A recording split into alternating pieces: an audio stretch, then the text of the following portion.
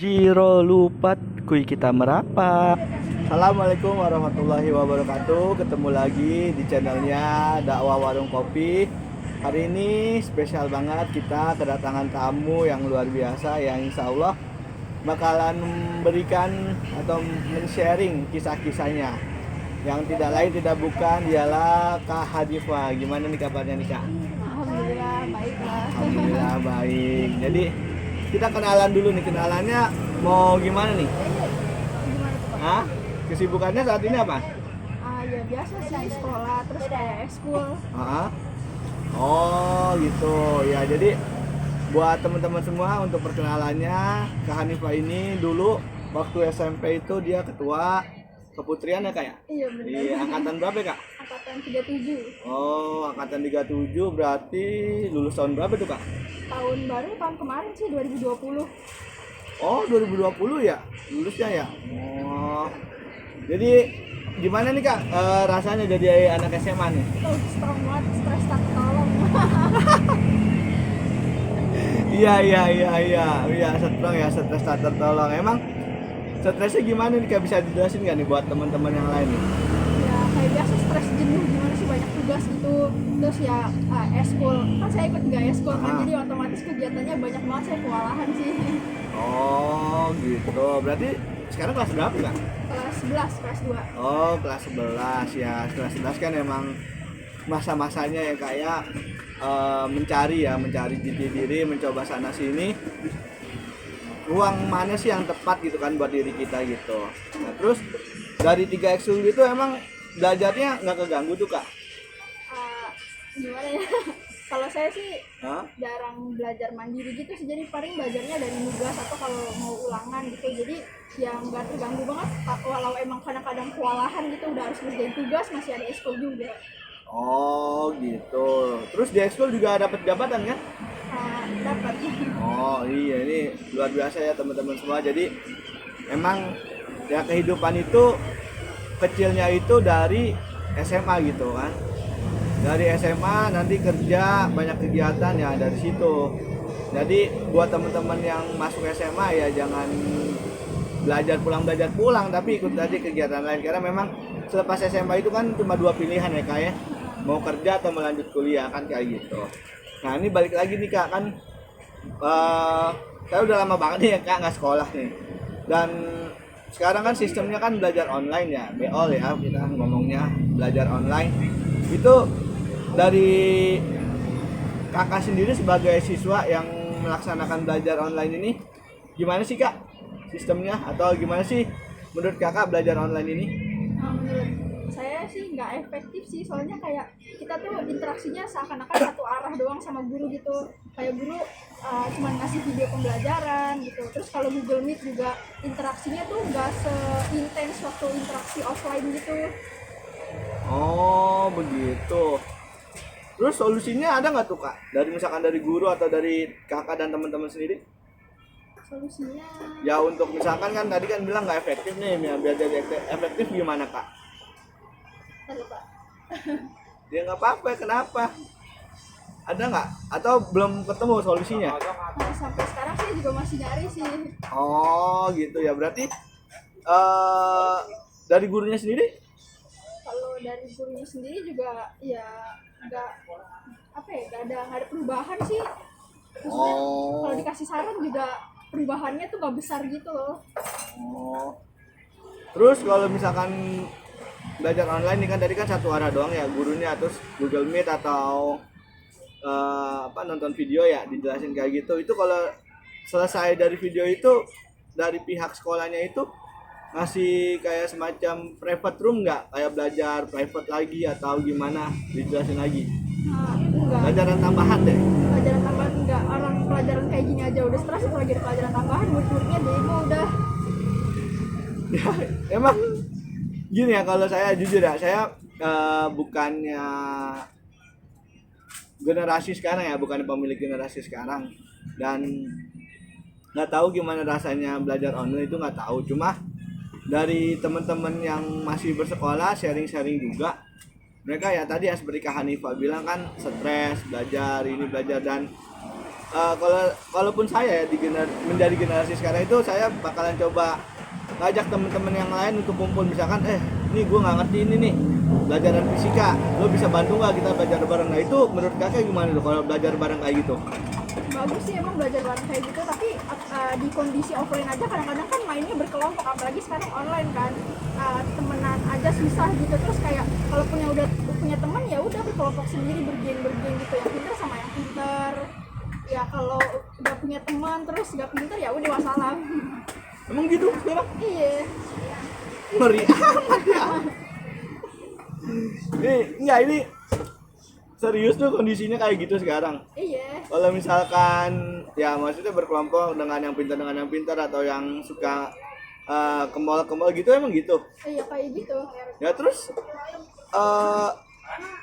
gimana ya ngomongnya? Ini kondisi yang mungkin terjadi ya di setiap sekolah ya. Ya saya juga nggak tahu lah, karena memang kan saya baliknya itu kan ke SMP saya kan, tempat saya dulu bersekolah kan, SMP saya. Nah itu melihat dari SMP saya tersebut juga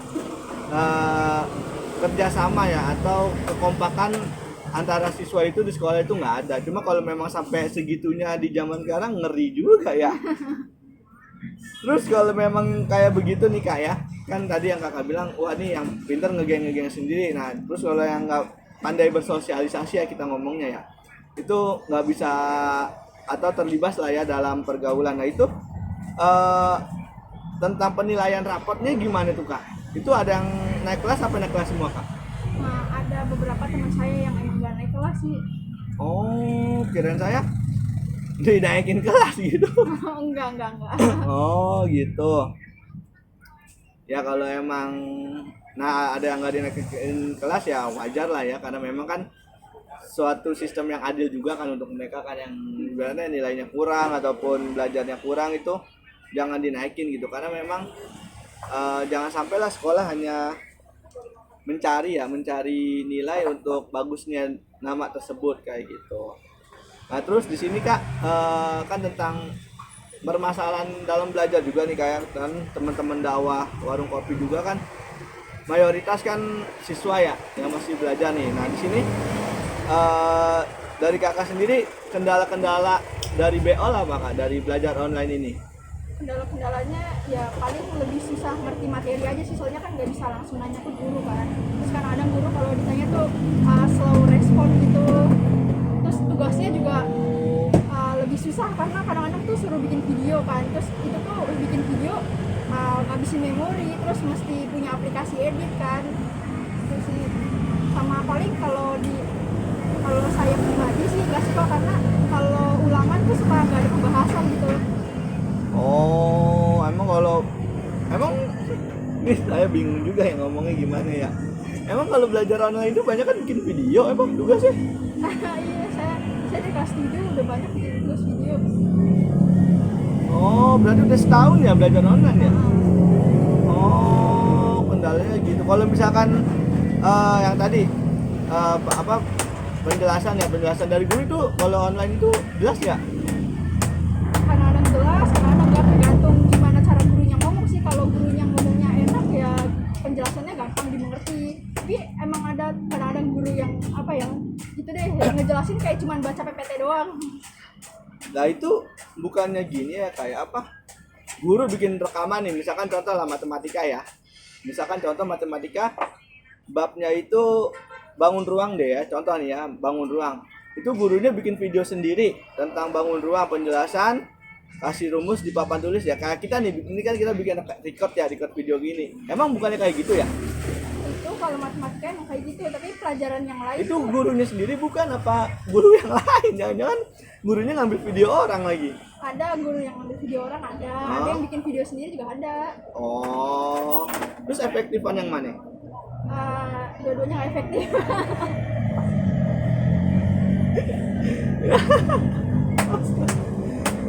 Enggak, kok dua-duanya nggak efektif, kenapa gitu? Kalau saya sih emang lebih suka guru ngejelasin di papan tulis gitu loh, terus ada interaksi, jadi kayak saya ngejawab apa yang guru tanya gitu. Nah kalau kayak gitu kan sayanya lebih ngerti, terus saya juga kadang bisa dapat nilai tambahan kan kalau kayak gitu. Tapi kalau ngejelasin lewat video doang tuh kayak saya kadang-kadang nanya di grup atau nanya dari apa pribadi personal gitu tuh lama dibalesnya gitu. Oh, emang nggak bener. Nih, emang nggak sempet kepikiran apa samperin gurunya gitu ke rumah gurunya, protes bu, nih nggak ngerti bu saya bu, aduh. Nggak bisa. Nah, ya kok nggak bisa kan gini ya? Dan memang gini ya, Kak Hanifah ya. Kalau yang saya tahu, 12 tahun pendidikan dasar ya, SD, SMP, SMA. SD 6 tahun, SMA 3 tahun, SMP 3 tahun, dan 12 tahun pendidikan dasar.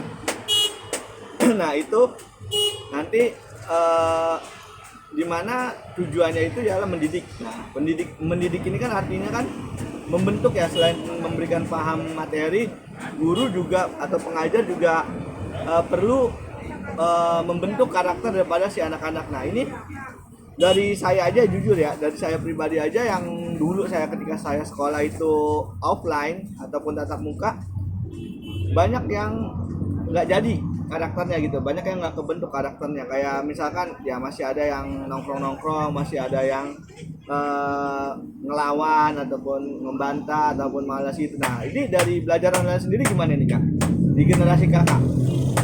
Karakter bukannya pintarnya ya, bukannya materinya, dari karakternya kebentuk nggak? Nah itu tergantung pribadi masing-masing. Balik lagi, soalnya kalau guru paling perannya ya kayak ngingetin buat absen, terus ngingetin buat ngerjain tugas gitu-gitu doang sih. Kalaupun mereka ngelakuin pelanggaran gitu kayak nongkrong-nongkrong atau merokok atau apa gitu, itu kan nggak ketahuan karena kan online kan. Jadi siswanya kalau bebas ngelakuin apa aja di luar sana gitu, asal dia online belajar gitu. Kok nyebelin ya? Nah jadi ya sebenarnya sih gimana ya, kalau dilihat dalam kondisi sekarang ini ya, karena memang kan pada akhirnya kita memutuskan ataupun memilih ya mengikuti sistem yang udah ada ya dari pemerintah tentang belajar online ini.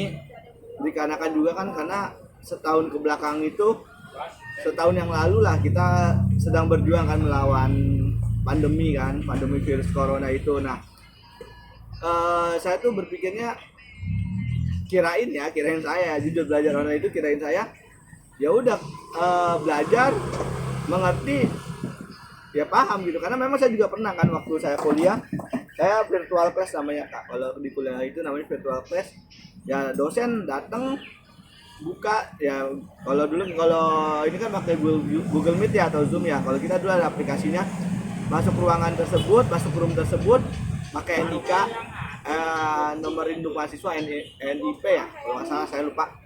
Nah itu masuk join ke room itu, belajar, dengerin, dapat tugas, ngerti, nanya ya tanya, dosennya tanggung jawab gitu. Nah kalau memang yang kakak bilang kayak gitu ya susah juga ya. Oke, terus pelampiasannya ya, saya coba tanya ke pelampiasannya atau refreshingnya gimana sih Kak, atau apa sih Kak yang biasa dilakukan ya, bukan kakak pribadi ya, yang biasa dilakukan sama teman-teman kakak atau kakak untuk mengatasi atau menjaga mood dalam belajar online ini Kak?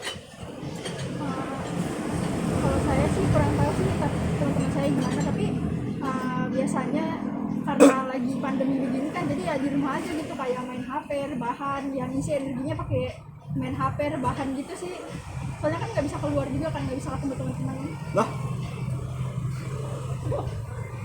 bosen banget berarti seseharinya gini dong, kalau itu belajar online selesai buka HP lagi gitu, ngerjain tugas. Circle life-nya kan gitu kan, lingkup kehidupannya kan. Iya. Lah bosen banget dong. Itu kayak gitu Pak, nggak mungkin kejaga dong mood belajar kan. Iya sih, paling Apa ya paling kenapa? Nggak apa-apa, cerita aja Kak ya, karena memang gini loh, jujur ya saya aja kerja ya, yang udah kerja aja, bangun kerja, selesai kerja pulang tidur atau main HP ya, main game, itu tiap hari loh sampai sampai seumur hidup kan kalau kerja kan, kalau sekolah kan paling sampai lulus kan.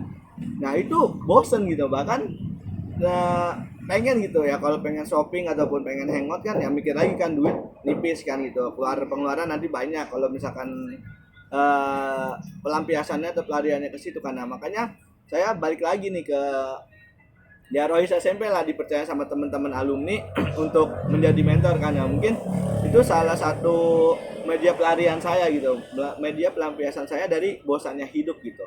Nah ini sebagai siswa apa ya, belajar pakai HP, selesai belajar ngerjain tugas pakai HP, refreshingnya masa main HP. Kepikiran gak sih? Ya ampun, tuh gimana tuh kak?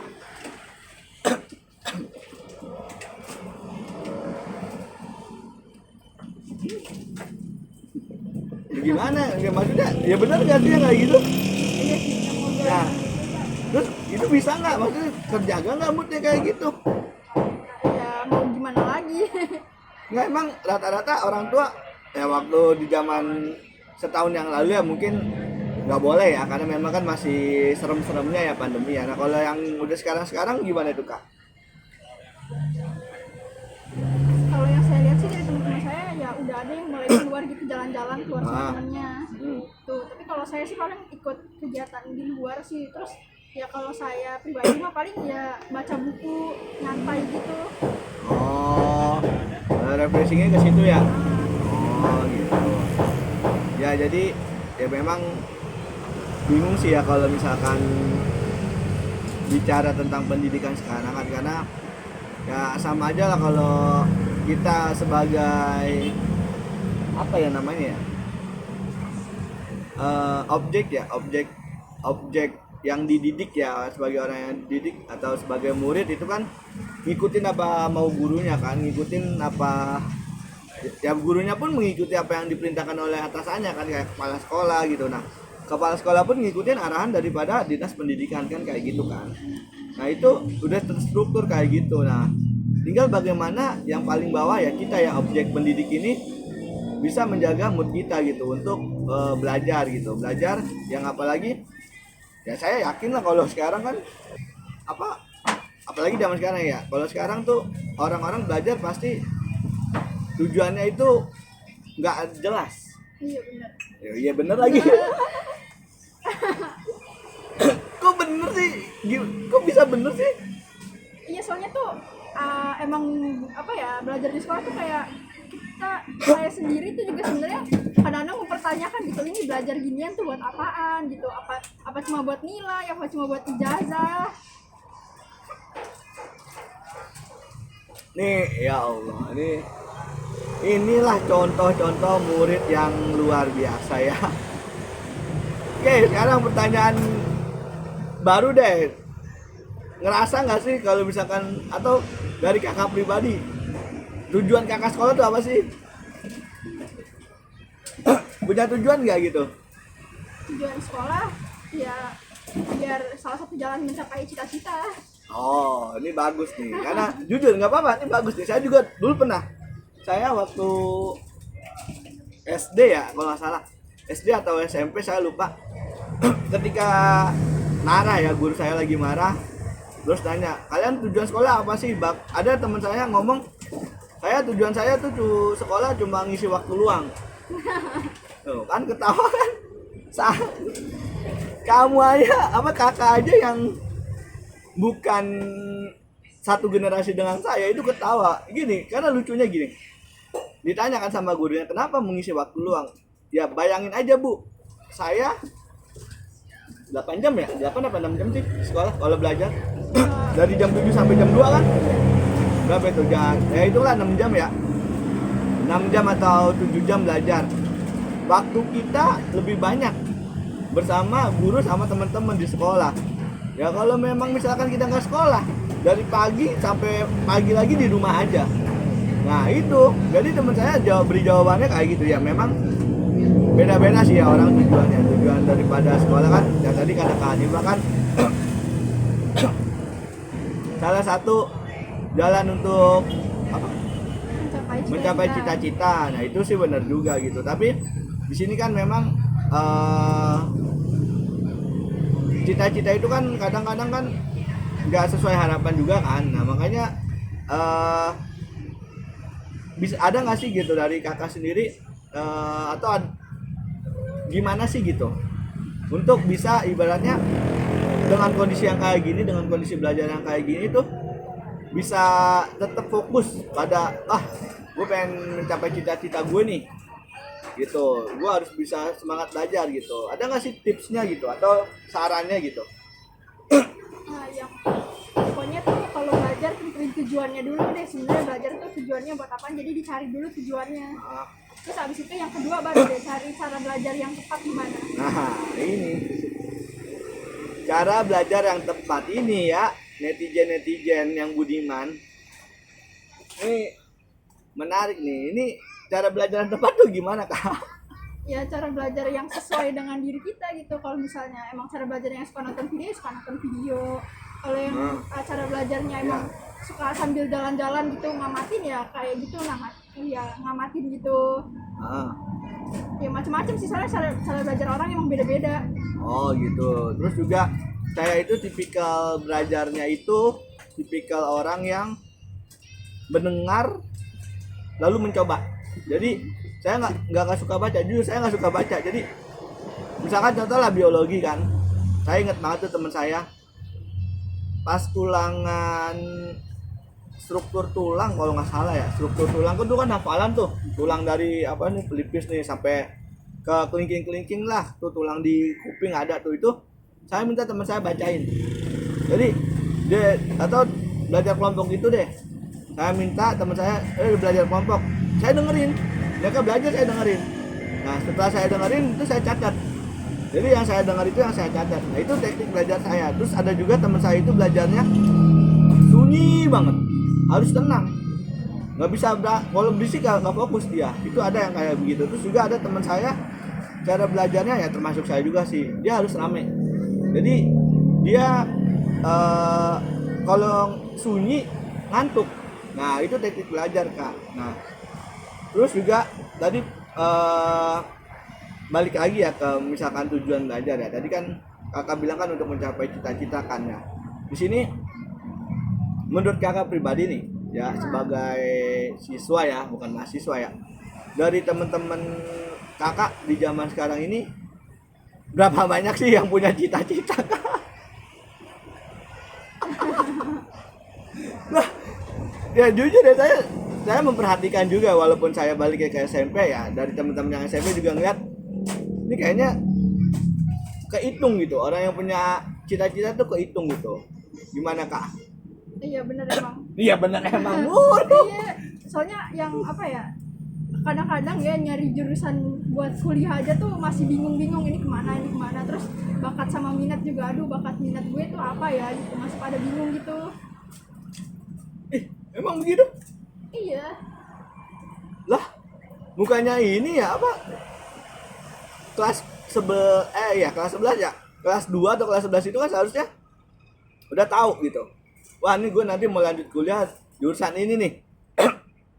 Tinggal nyari kampusnya yang mana. Nah itu emang sekarang nggak kayak gitu? Ada yang emang udah nentuin jurusannya dari awal nih, fokus mau ke jurusan ini gitu.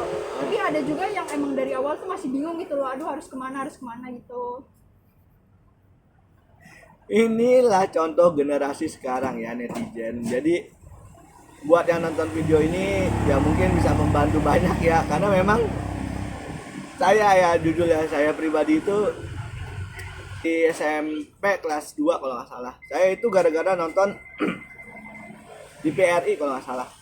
Di PRI itu tentang anak ITB ya, anak ITB bikin robot sensor api. Jadi saya terobsesi, gue harus bisa bikin robot itu sampai ya mungkin sampai sekarang masih ada lah mimpi saya seperti itu, pengen bikin satu produk lah robotik gitu kan. Nah SMA alhamdulillah IPA dapat tuh kesempatan IPA lulus. Nah cuma beda jalan. Nah ini pas kuliah itu yang saya salah jurusan. Saya dulu nggak tahu antara teknik mesin, robotik sama elektro informatika itu beda. Nah saya kan milihnya udahlah informatika aja. kirain kan ke itu, ternyata robotik kalau mengarah situ, karena beda. Kalau teknik mesin itu lebih cenderung ke mesin-mesin berat. Nah, itu kisah saya dulu ya. Nah, itu harusnya di zaman sekarang itu tahu. Harusnya tuh ada di zaman sekarang tujuan hidup, tujuan ini gue mau kemana jelas. Atau misalkan ada teman saya itu dia pengen jadi penulis. Cita-citanya minimal gue nerbitin satu novel ya.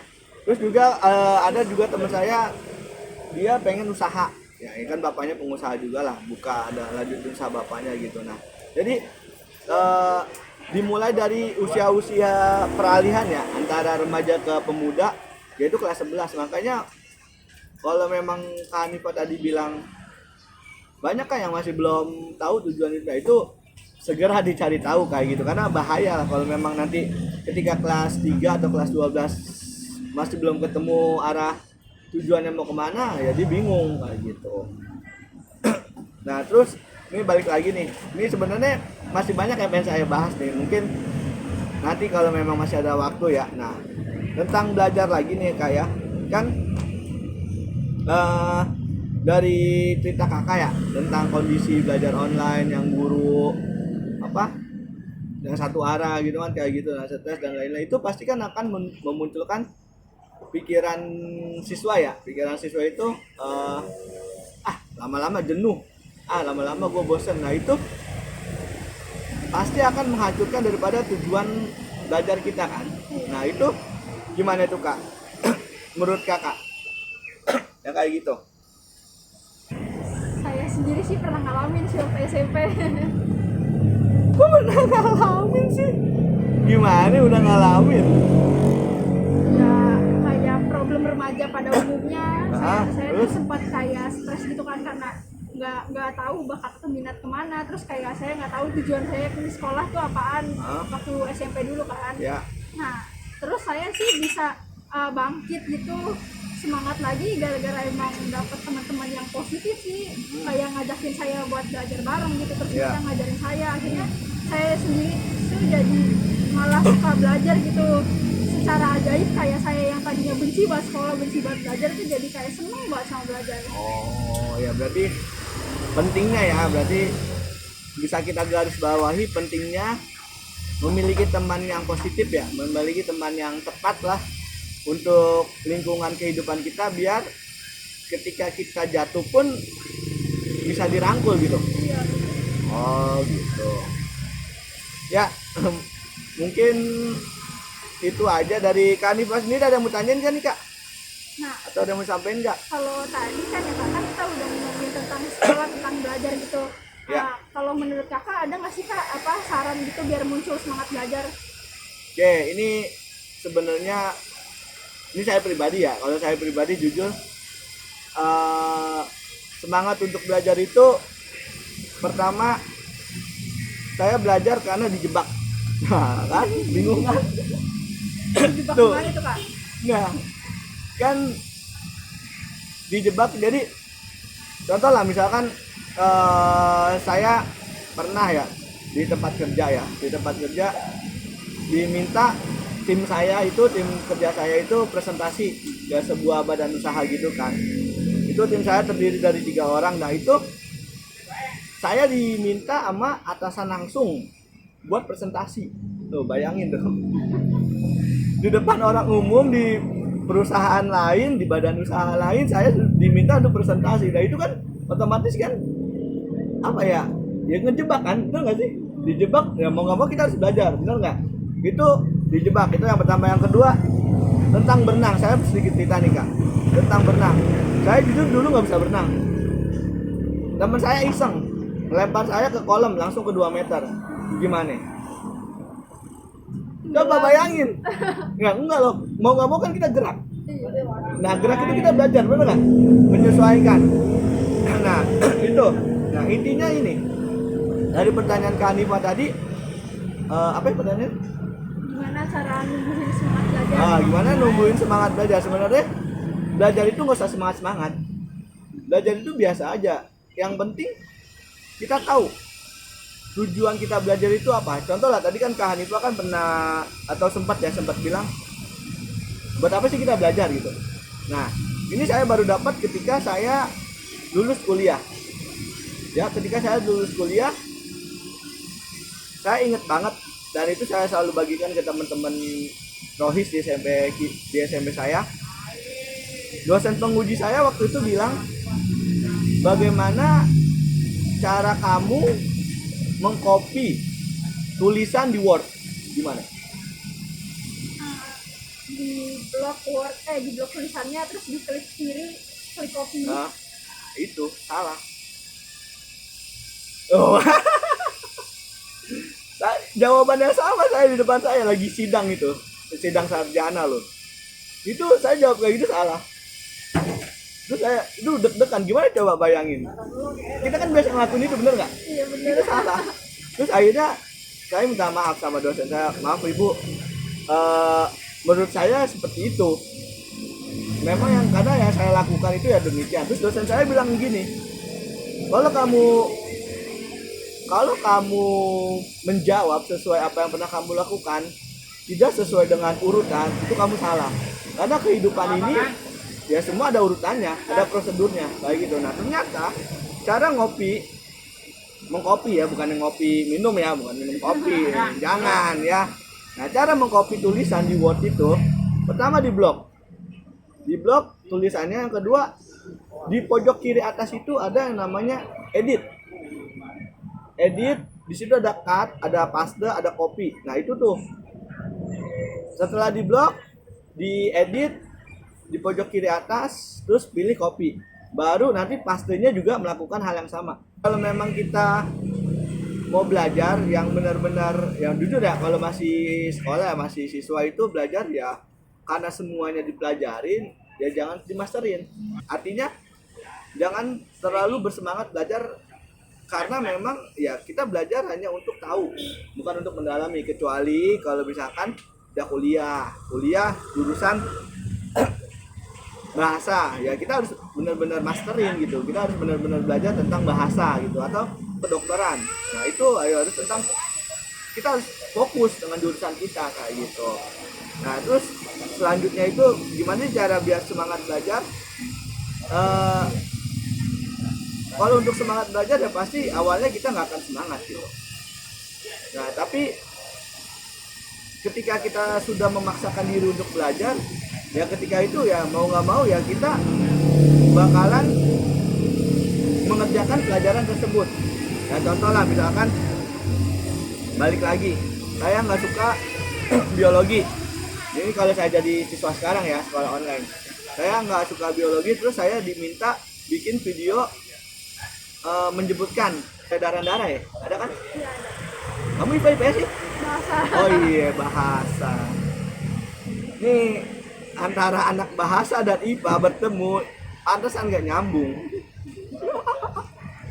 Ya jadi ya contoh lah kayak tadi kan ada peredaran darah kan, peredaran darah apa sih, besar sama kecil ya. Nah itu kalau misalkan suruh bikin video peredaran darah jelasin, ya itu mau nggak mau ya kita harus bikin, bener nggak? Semangat nggak? Males. Nah males, tapi kan mau nggak mau harus bikin kan. Nah itu artinya apa? Kalau untuk belajar itu sebenarnya nggak perlu semangat. Belajar ya pasti belajar, siapa orang pasti belajar. Yang penting itu ngerti apa enggak. Ada orang bersemangat belajar tapi dia nggak ngerti. Kalau nggak ngerti gimana Pak? Lah, semangat belajar nih, belajar semangat. Terus dia nggak ngerti apa yang dia pelajarin, ada. Kok sih? Emang nggak pernah nemuin orang kayak gitu? Ih, nilainya pada bagus semua, tapi ketika ditanya kamu kemampuannya apa, gimana? Nah, itulah kenapa. Artinya gini, ketika kita pinter materi, tapi ketika kita tidak bisa pinter presentasi, itu buat apa? Bener nggak? Ya saya jujur ya, ini jujur aja, saya punya temen SMA waktu di SMA. Dia pinter banget, asli juara 1 mulu di angkatan itu, saya sebel sama dia. Ketika nanya sama dia, lama. Tapi kalau cewek yang nanya nih, awas lo ya kalau dengar video ini lo ya. Tapi ketika presentasi, dia tuh untuk dirinya sendiri. Jadi dia presentasi nih, contoh misalkan waktu itu saya inget banget bab gelombang kalau nggak salah, dia suruh maju tuh sama guru saya fisika. Bab gelombang dia ngejelasin. Brek brek brek brek brek brek brek. Belajar nggak dia? Semangat nggak? Nah orang lain nih? Nggak semangat. Nah, mending nggak semangat, nggak paham, nggak ngerti. Kan kayak gitu. Jadi ya kalau saya pribadi ya, ini balik lagi ke teman-teman DWK. Belajar itu mau semangat atau enggak, yang penting paham, yang penting ngerti.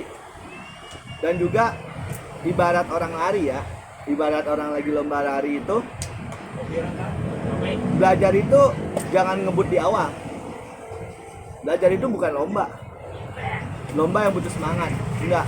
Belajar itu ya pelan-pelan aja, jalan pelan-pelan, pahamin kayak gitu. Jadi kalau orang bersemangat di awal pasti capek, benar nggak? Karena energinya udah habis. Nah itu orang kalau misalkan belajar di awal nih semangat nih, semangat berapa hari sih bertahan, berapa bab sih bertahan. Iya, jadi belajar ya santai aja. Kalau memang lagi seneng ya seneng gitu. Misalkan bapak lagi seneng, kalau jujur saya seneng matematika. Jadi kalau misalkan belajar matematika ya udah seneng, tapi nggak ibaratnya pengen menonjol gitu. Nggak pengen ibaratnya menunjukkan bahwasannya gue semangat, enggak. Yang penting gue ngerti gitu. Nah itu. Terus selanjutnya juga bagaimana cara menjaga semangat belajar, ya pahami bahwasannya gue belajar itu bukan semata-mata untuk hari ini, tapi untuk hari nanti. Contoh misalkan saya nanya ke Kak Hanifah nih, kenapa sih kita perlu belajar matematika sama fisika? Supaya logikanya keasah. Nah itu, ya kan? Coba aja bayangin kita nih fisika nih, mobil ngebut, ada tembok, jeder, berapa kecepatan perlambatan, buat apaan dihitung? Logikanya kan kalau misalkan fakta ya, realitanya ya, mobil ngebut, tiba-tiba ada sapi nyebrang, ya, sapi nyebrang, logikanya apaan? Ngapain dihitung? Wah, gue dihitung dulu, yang ada nabrak duluan. Enggak kan? Itu dia. Ketika kita belajar itu, yang ketiga ya bukan yang ketiga sih, yang selanjutnya, ketika kita belajar itu ya kita harus pahami dulu nih, kita belajar buat apa gitu. Untuk misalkan Kak Hanifah jurusan bahasa itu jujur ya, saya dulu kalau ada dibuka ya di SMA saya kelas bahasa, saya mau. Kenapa? Karena bahasa itu luas, bahasa itu orang yang bisa berbahasa itu, apalagi ya kayak siapa yang ganteng, siapa itu yang bantai bahasa yang di YouTube, Siapa? yang naki bikin naki ya,